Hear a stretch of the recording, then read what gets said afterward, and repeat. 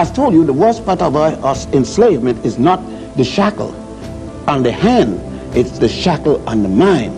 What we have been conditioned, look, remember this, that the master, slave master, doesn't train his slave to be free.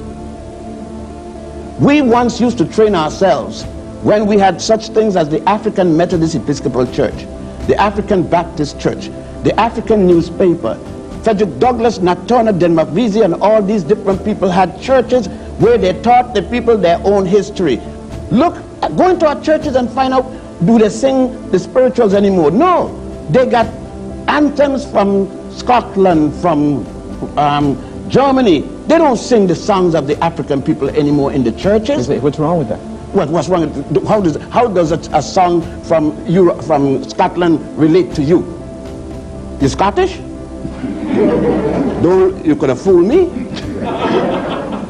But you see, this is the whole. Suppose that we just, not all of it, just suppose we believe half of what you said here tonight. What difference is it going to make? Quite a lot of difference. Your behavior. What difference? What difference? The behavior of the child. If you tell a child that all his ancestors and all his people before him ever was, and you prove it to him by not showing him anything that his people did, why would he feel good? When you got busing now, everybody been fighting for busing. So the bus goes, you show me one bus bringing one white kid from a white neighborhood into a black neighborhood to study. All the buses go from the black neighborhood to the white neighborhood. Show me a class in music appreciation where they're showing you African music. It is European music alone. Now it has an impact on the child.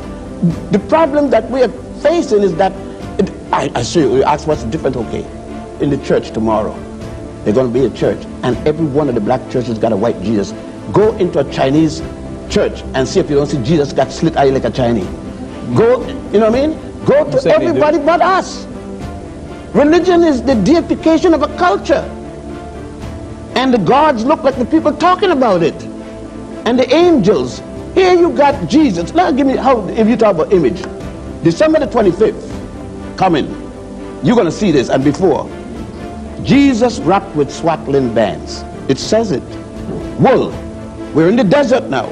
It's 110 degrees minimum Fahrenheit. We're in the desert, and the child is wrapped in swaddling bands, the wool. What mother's going to wrap her child in a wool blanket in the desert? Let's go further. And on the roof of the manger, there is snow. If you give your daughter an icicle and then tell her, take it back and put it in the oven with 110 degrees Fahrenheit and go back to expect to find an icicle, you're going to find running hot water. But that image is in our head. This is a European version that was painted by Michelangelo for Pope Julius II in 1509 in the Sistine Chapel. He finished in 1511. An image, one picture that says worth 1,000 words. Now you have three disciples, three wise men in the middle of the desert. One is from Africa. One is black, they said. I mean, how this possible? Moses born in Egypt, and they show him in the book. He was born in Africa. Another one. The angel of the Lord. Wait now. Okay. The angel of the Lord come to Mary and said to Mary, carry the little boy and hide him among his cousin in Egypt, because Herod wants to kill him, right? She comes and takes this child to Africa. Egypt is in Africa. Hid him among his cousin. He's blonde, he's blue-eyed, and he got golden hair. And he's hidden among a bunch of black kids. The army came, the navy came, everybody searched every house and can't find that boy.